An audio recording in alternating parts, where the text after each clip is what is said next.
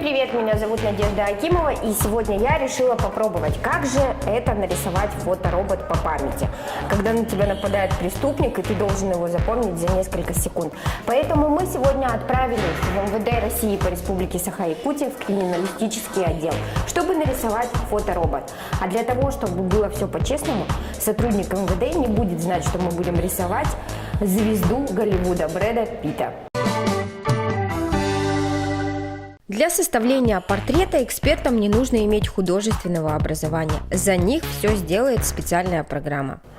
Получаем допуск к портретной экспертизе. Эксперт, криминалист имеет право составлять субъективный портрет. Портрет преступника начинают рисовать с глаз. Как оказалось, это не так просто. Из 400 пар выбрать ту самую подходящую. Далее переходим к носу. Выбираем нос припущенный к низу и с широкими ноздрями. Посмотрев более 200 вариантов, начинаешь сомневаться, присматриваться к совершенно другим формам. На очереди губы и подбородок. Помнится, что верхняя губа актера тоньше нижней. С прической справилась я быстро.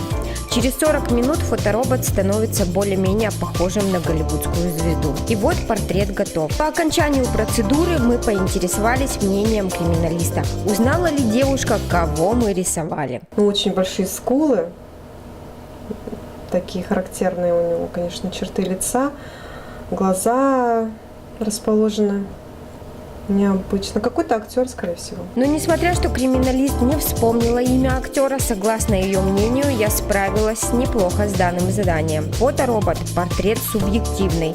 100% схожести добиться невозможно. А сейчас мы пойдем с данным фотопортретом узнавать мнение прохожих. Смогут ли они в нем разглядеть Брэда Питта? Кого-нибудь напоминает этот фоторобот?